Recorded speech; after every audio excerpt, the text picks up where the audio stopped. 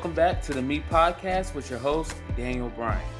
On today's episode, we are starting off a new series called the ICU HBCU. In this series, we'll be highlighting students, HBCU students, and alumni, and letting them know that we see their great work that they continuously do in their communities and with themselves. So, for our special guest for this week's episode is none other than Mr.Joe Biggs. So, without further ado, let's add him to the call. Yo, what's up, Daniel? How you doing? Yo, what's up? I'm doing pretty good. You were at the top of the list of guests that I wanted to have on this show. So I appreciate you accepting the invitation, and I can't wait to get into these questions. Well, thank you for having me. I'm honored, man. I think you're doing a wonderful thing with the Me, motivated and empowered. So I just give you all the blessings in the world for this to expand and continue to grow.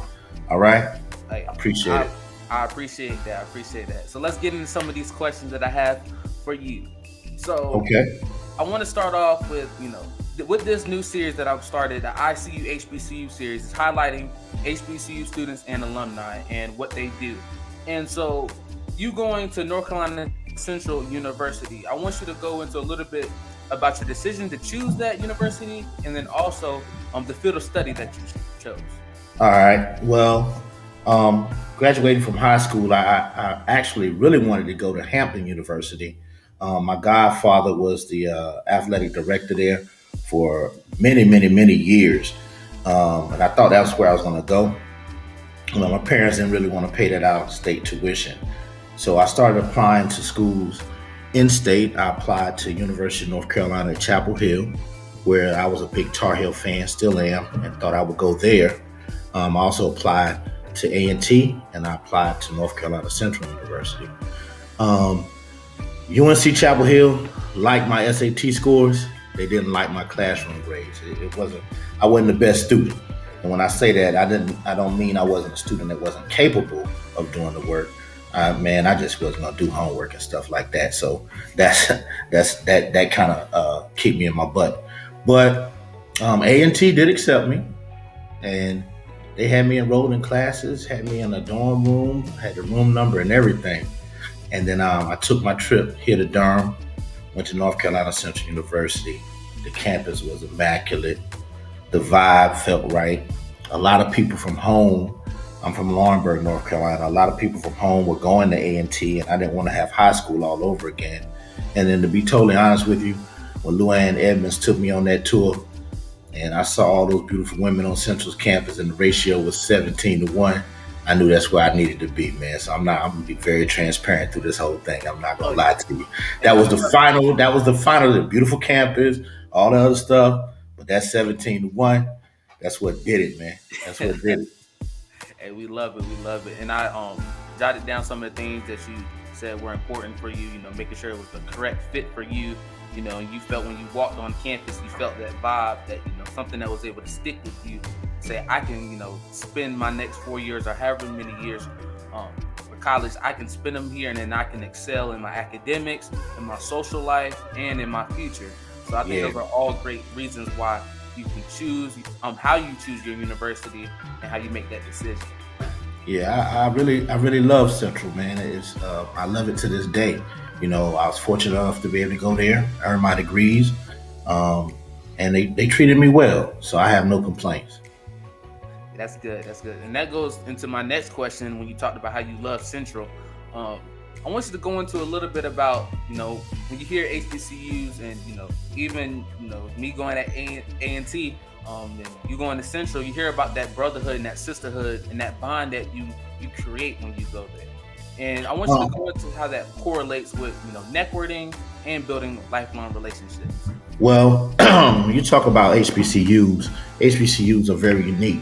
We all know, first and foremost, they were created because I don't use the term African Americans, I use the term blacks. Blacks didn't have access to these other colleges and education. So they were started for us to have a place to go, so that we could get educated and earn degrees, so on and so forth, and give back to our communities.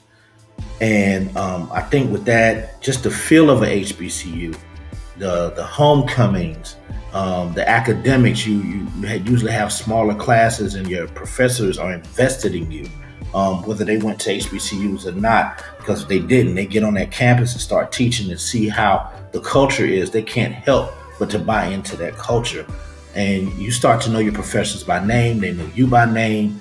You meet people from across the world, and definitely from other places in the United States. You're gonna have cats from down south, people from up north, people from out west, people from the islands, and it's just a mixture of black people. You feel at home.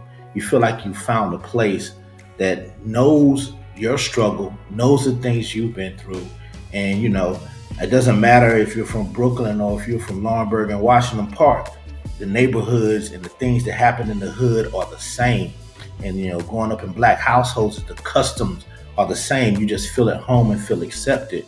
And these people pour into you. They want to see you succeed. And not only the professors, but those people that are standing next to you, sitting in class next to you. They want you to be successful and to succeed, and people are rooting for one another. And it's just a camaraderie and that brotherhood and network. Even though A&T and Central have rivalry, and other schools may have rivalry, we're having similar experiences. And so therefore, even outside of the school that you're in, because somebody else went to HBCU, you know what they went through, you know the feelings that they have, you know about the band, you get to have that little competitive thing going on. And it's all love, man. It's all love. It's a wonderful thing. The networking is incredible. And if you go to school and really be a genuine person and meet a lot of people, when you get out, that network can, always say your network is your net worth. So it can help you in your career. I think that's amazing. And that's really profound when you talk about how that can build you into further into your future. Just the people that you meet on that campus. This isn't just somewhere where you just go to get academics. This is somewhere where you can propel yourself into a career, propel yourself into your net worth. And so I feel like that's very important, where we take that time to say, I want to choose this university, but I want to choose it because this is something that is going to enrich me and make me stronger into who I am, and then also around the people around me. So I think that's really great, and that's kind of that's really what we should be trying to choose when it comes to our universities and our colleges and wherever we want to make that next step after high school. Yeah. So now, yeah. No, you're fine. Go ahead.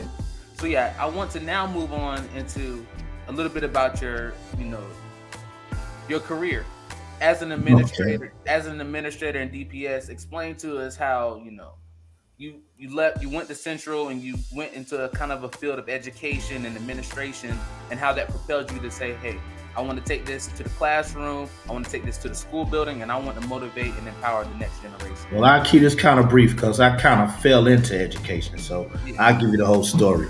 When I left high school and I went to North Carolina Central University, I originally went for business. I wanted to go into business marketing. And fortunately enough for me, I get to do some marketing on a more personalized scale. But I really went to Central for marketing. And then we got into all that math, man. And that math, I was getting tired of that. So I switched from business marketing to public administration. Went there, got my undergrad degree in public administration, got out. Couldn't find a job at the time. It was during the time of Desert Storm. And so when I would go to these places, they say you have no experience. And I'm like, if you don't give me a job, I can't get the experience. So I went right back to school after graduating. I sat out for like a semester and went right back. Thank you to my mother and father for assisting me with that. So my dad always said he's going to pay for 4 years and that's it. But when I moved back home, like I said, I'll be transparent. I was doing a lot of things I shouldn't have been doing. I couldn't find a job, so I found myself hanging out on the corner, doing whatever. We won't get into those specifics. And so I just came home one day, and my parents looked at me and I just begged them, like, help me. I need help. I got to get out of here. And so my dad said, when a man's asking for help, you can help him. You do what you can for him. So they provided a way for me to go back to school. I came back to grad school and got my master's in public administration. After that, I went into sales, and I was in sales for a number of years. And then I went into management with Campbell Soup Company. And then I got married to my wife, who you can see in the back. She's now deceased. She passed from breast cancer back in 2019. She's also a graduate of North Carolina Central University, undergrad and law school. So she was an attorney. So I got married and I decided I was going to just leave my job and move back to Durham. And when I did that, I didn't have any job prospects, and I don't recommend that to most people. But I never had a problem finding a job, especially being in sales. Um, and so when I came back, I couldn't find a job. I didn't know why, but the Lord works in mysterious ways. My dad got very sick down home, like 2 to 3 weeks after I left, and he had to be here in Durham at Duke for almost a year. He passed in May of 2000. But what it afforded me to do is I got married. I had a home. I bought a home before I came back. So we had a house. My mom wouldn't have to go to hotels and things of that sort. She stayed at my house. I took a job as a teacher assistant because I couldn't find anything. And as a man, I felt like I needed to contribute somehow. So some money was better than no money. And what that teacher assistant position allowed me to do was be able to spend time with my dad during the day. I could take off when I needed to, things of that sort.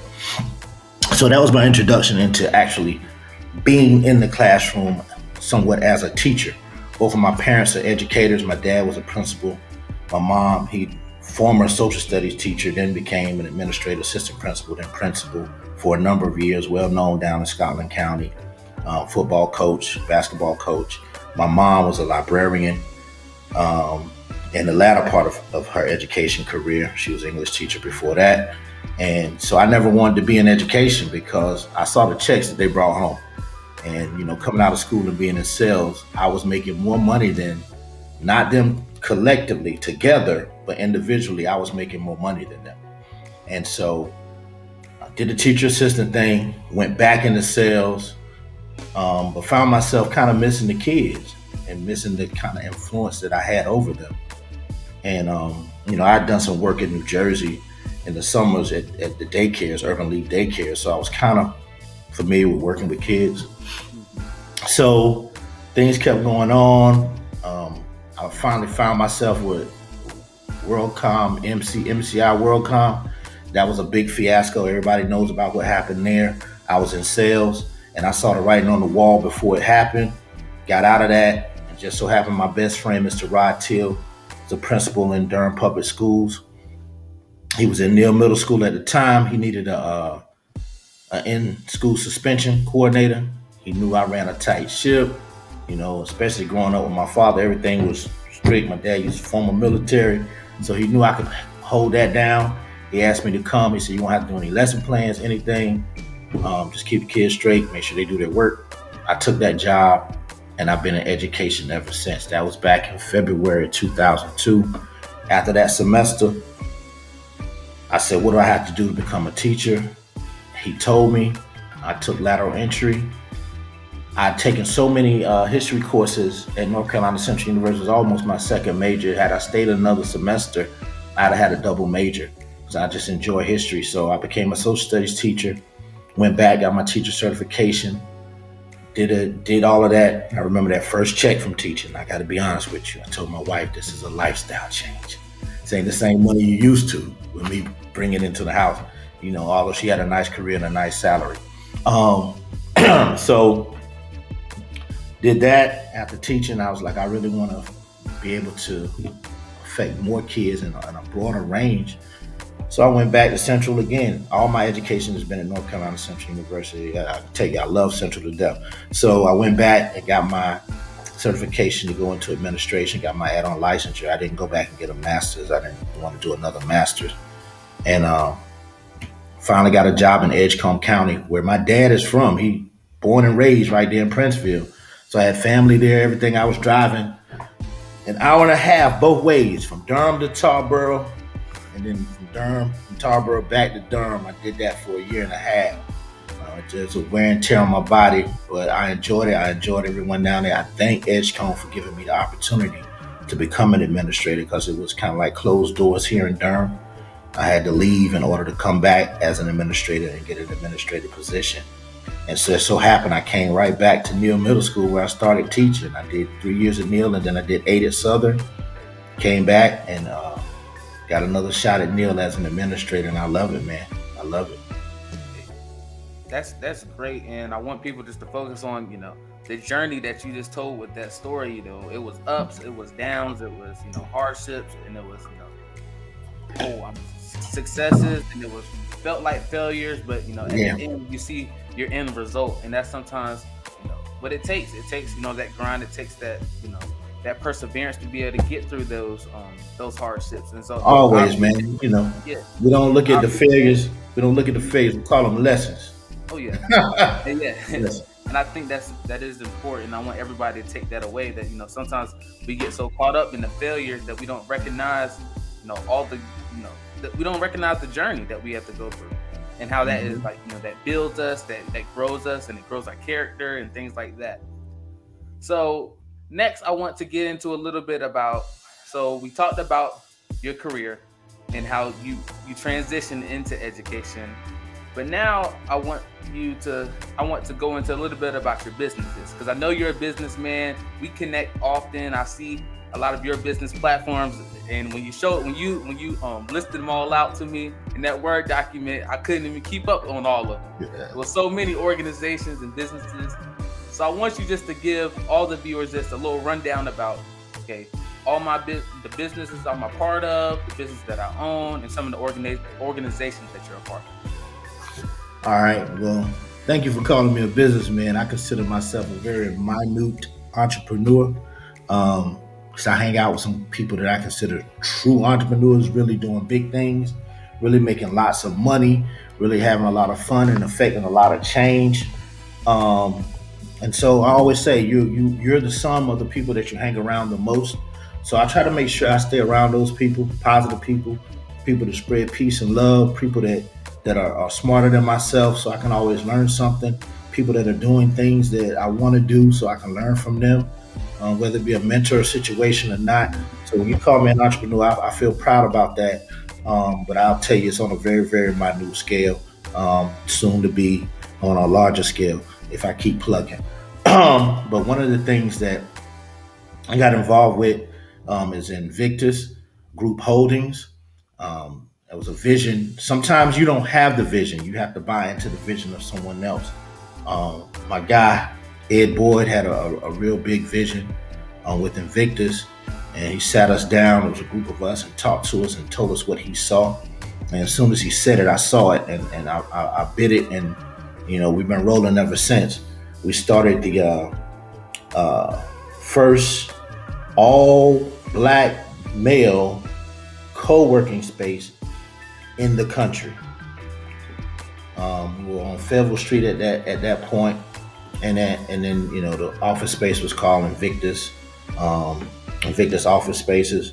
So we provided co-working space, and we always wanted to be in the community, which helped us out and expose our people to co-working and entrepreneurship and all of that. With the Invictus program, we had an entrepreneurship piece in which we helped people build their businesses. We didn't take portions of their business. We didn't ask for shares in their business. All we wanted to do was give back and help, and that's what we've done. We also have a location in Kigali, Rwanda, so we're in Africa as well. We later moved the co-working space to Angier Avenue, and now it's closed down because of the way things have been working. A lot of the people we're working with weren't using the co-working space because a lot of stuff is just basically e-commerce right now. And so they really didn't have a big need for a co-working space. As long as they had their laptop wherever they were was a place they could work. From Invictus, we spawned out into Invictus Forward Outreach, in which we do a lot of nonprofit work. And that's been a wonderful thing as well. And then also from there, we sprung out into Invitech, and that's just exposing our people, our youth, to STEM opportunities. And if people are on Facebook and you go to my Facebook page, you will see where we've been looking for some people to hire if they're interested in the STEM fields and have knowledge in STEM and want to expose this and show the diversity that can come within that field and those fields. So I was grateful for that.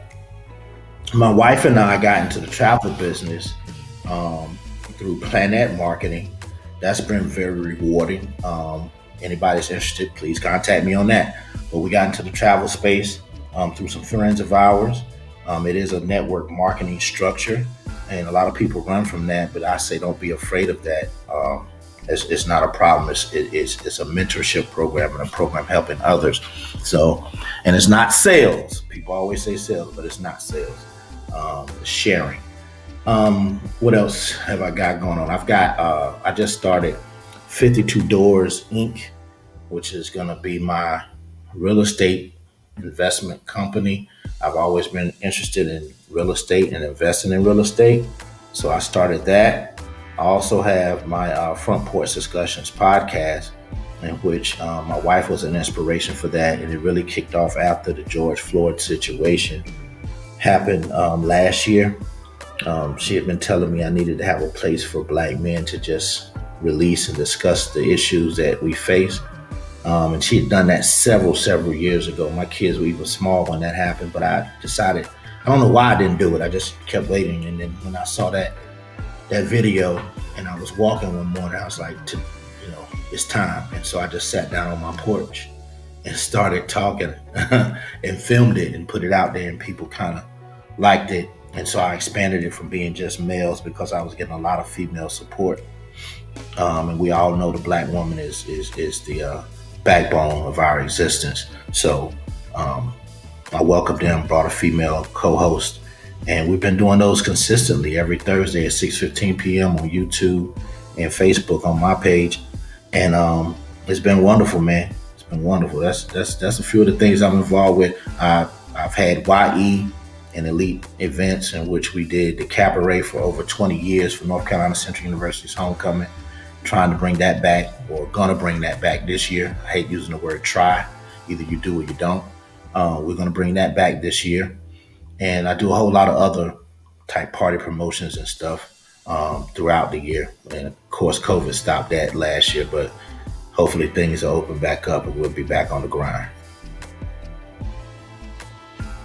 That was very inspirational, because as a startup business owner, I'm trying to, and I'm in the very beginnings of my workings of, being able to market myself, put content out there, whether it be my YouTube, TikTok, Instagram, Facebook, or whatever social media platforms I'm using. And then soon, when COVID regulations adhere, I'll be going in person to be able to do events and things like that. But as a startup business, I take inspiration from surrounding myself around others that are really immerse themselves in the business world, understanding what it takes to start up a business, what it takes to run a business, and what it takes to even end a business or even move businesses.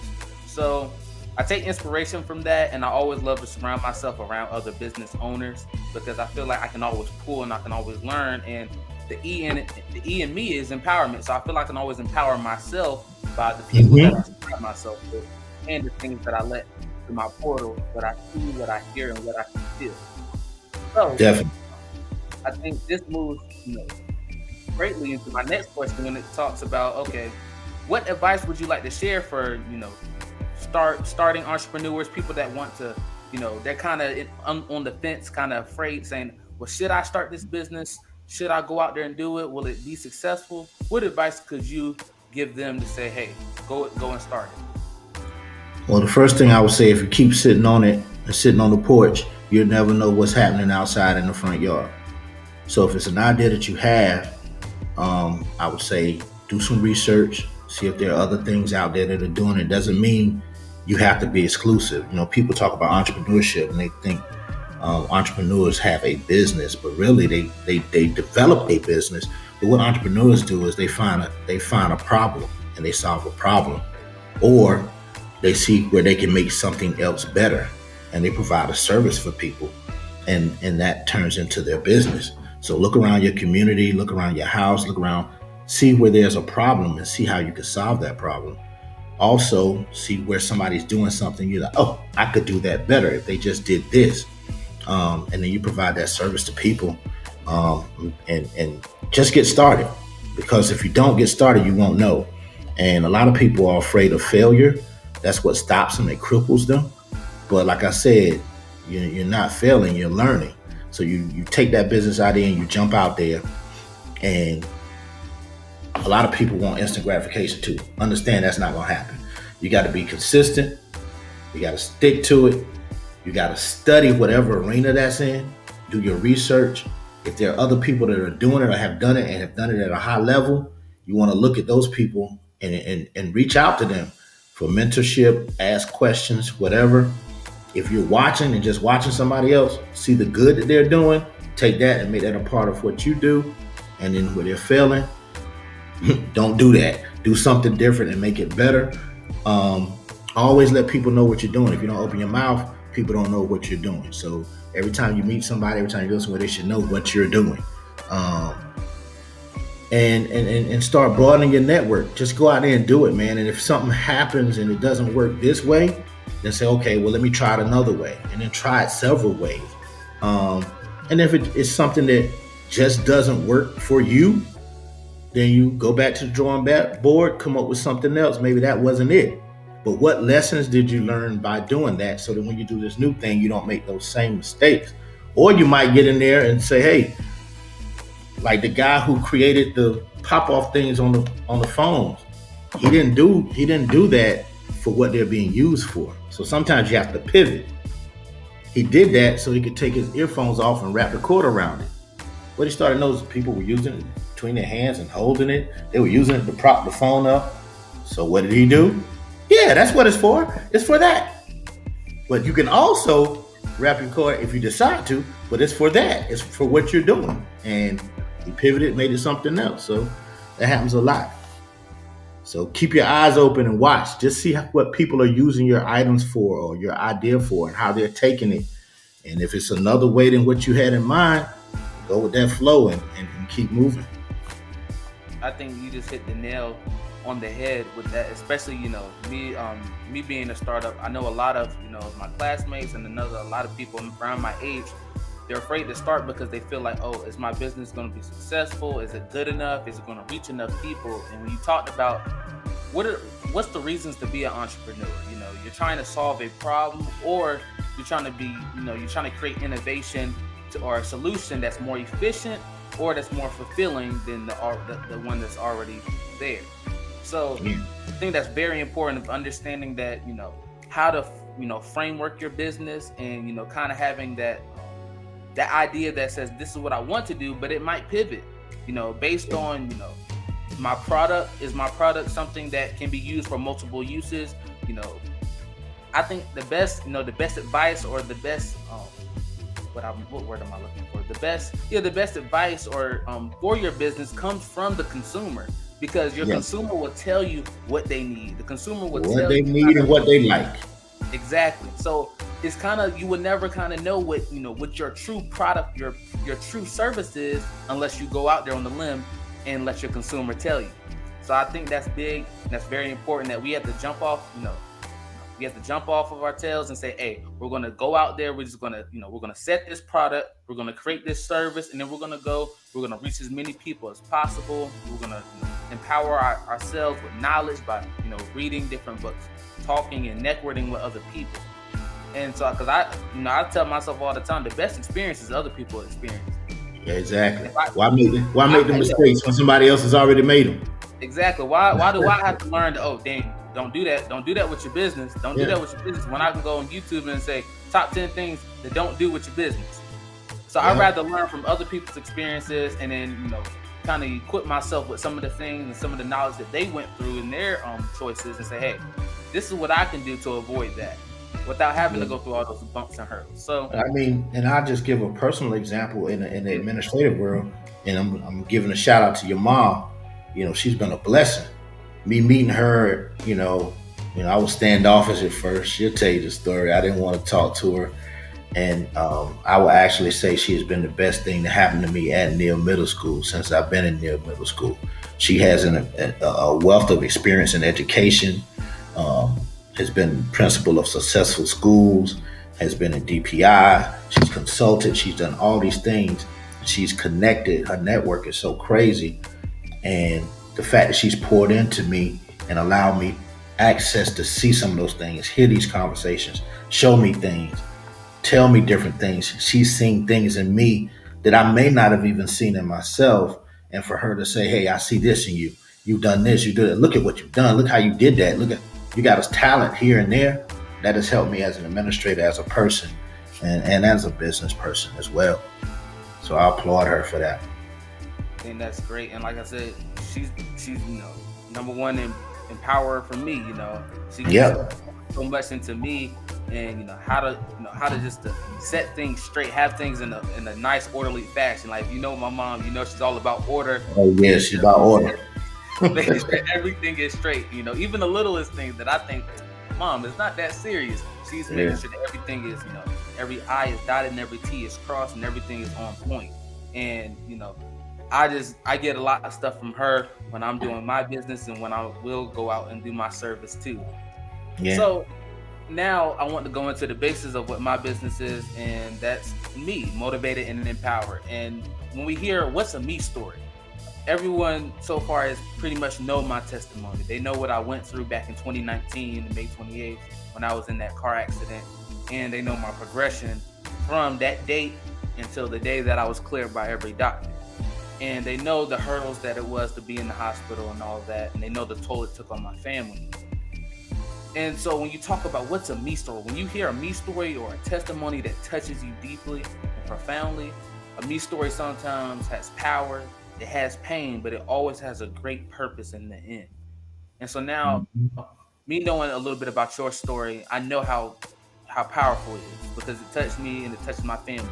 I want you to go into a little bit about your personal story and what you went through. You're gonna have me. I might shed some tears. I'm gonna try to be all right, man. Hey, brother, that's okay. We all about it. When you start talking about me and what I've gone through,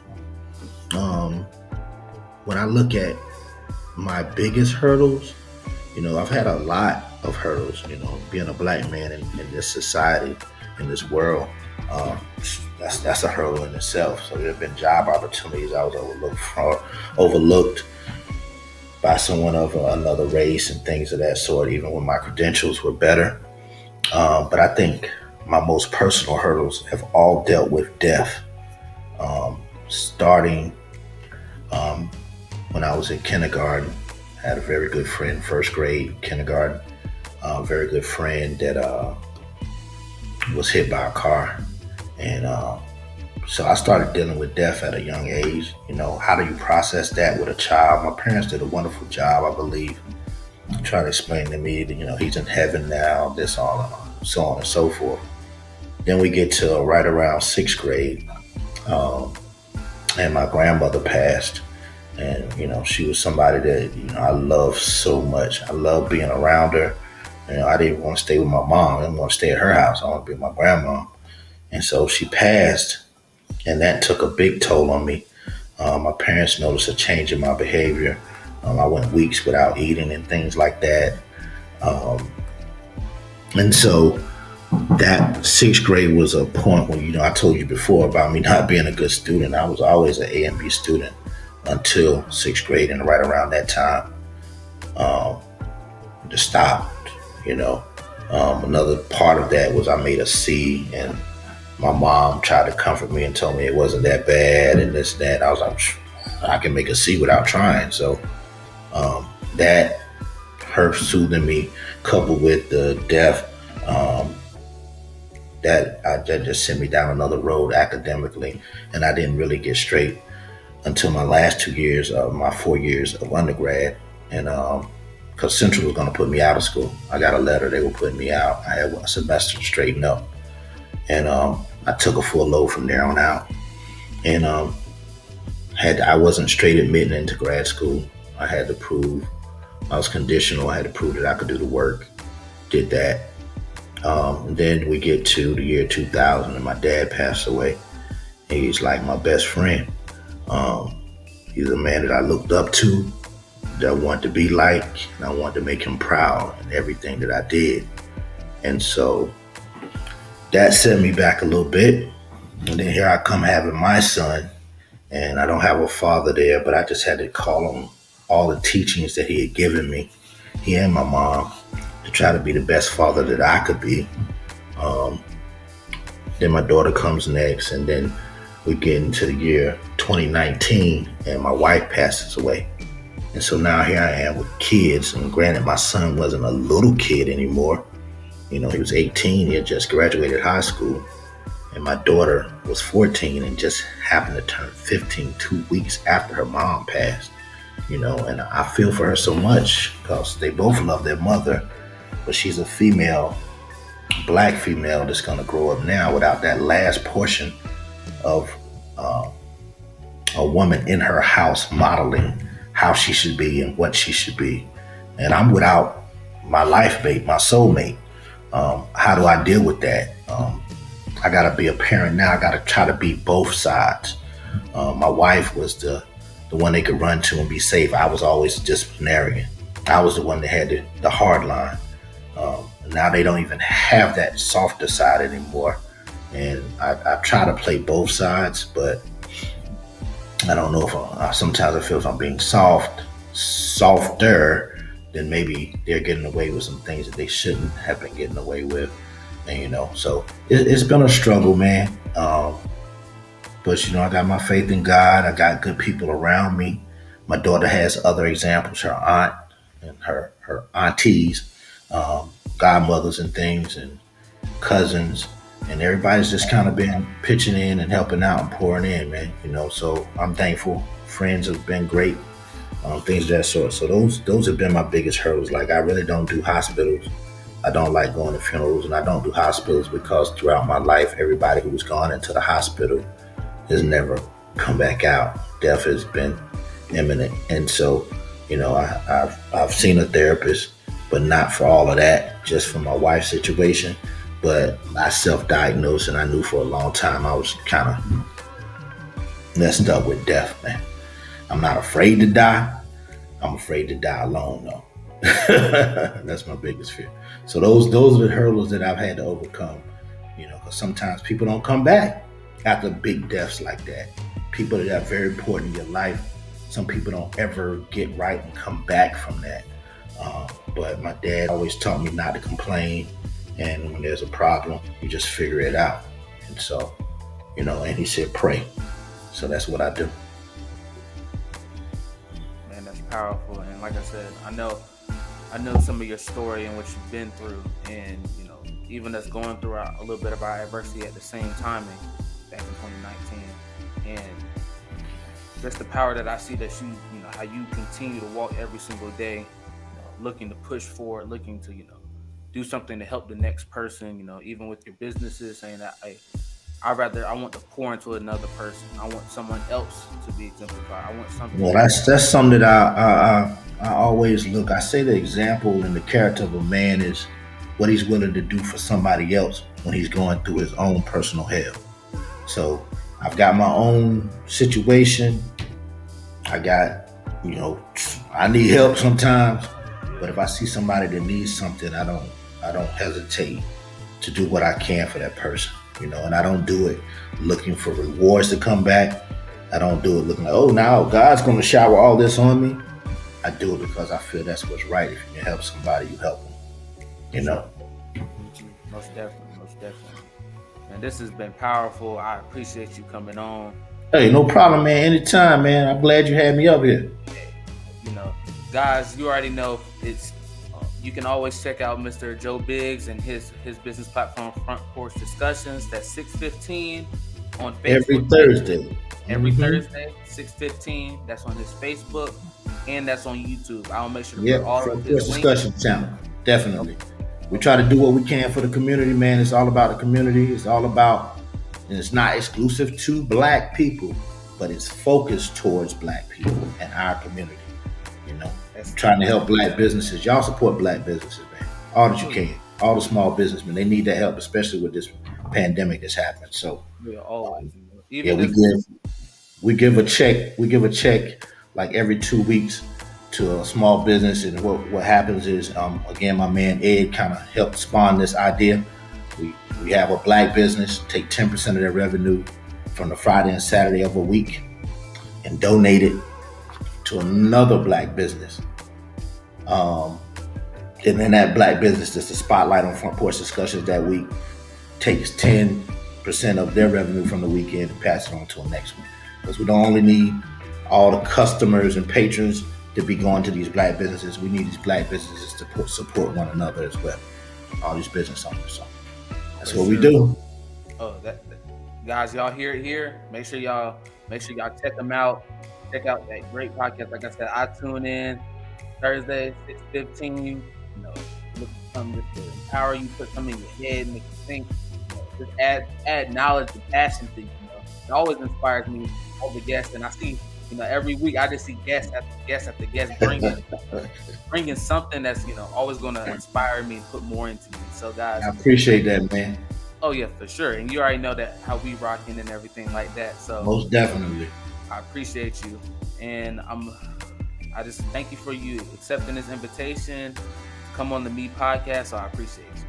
Yeah, man. Y'all keep watching me. Daniel's doing big things, man. It's gonna make a lot of difference in our communities, in our state, and across the world. Y'all be ready for it. Me, y'all, motivated and empowered. I'm trying to tell you. I'm waiting for my shirt, though. I'm waiting for my shirt. Good segue to that. Okay, shirts are coming soon. I know. 2XL, baby. 2XL. I need it. Oh yeah, I got you. Oh, I already have it for you. It's gonna be ready for you. All right, I appreciate you, man. For the summertime. We gotta get our arms right for the summertime. Yeah, gotta get in the gym and get right so I can have me across my chest and everybody can ask me about it. Oh yeah. So you're gonna help me out with that bench. You gonna spot me on that. So we're gonna get that. No doubt, man. We gonna get it in one day. We're gonna get together and get it in over the summer. No doubt. Oh yeah, for sure. All right. So guys, I appreciate you coming to watch this episode. It had so much power, so much inspiration with the stories he told, you know, how his progression, his journey into how he was in the career that he's in, and now how he's paying it forward back to other people and other black businesses. Talked about his time at Central and how that built him and that grew him, and how that, you know, that maturation process in college, you know, added character and added things to him that he was able to take when it was time to go to the workforce, when it was time to start a family, when it's time to be the man that he was supposed to be. So like always, guys, I appreciate you for tuning in, guys, every single Friday at 1 p.m. Remember, have a me day, stay motivated, and stay empowered.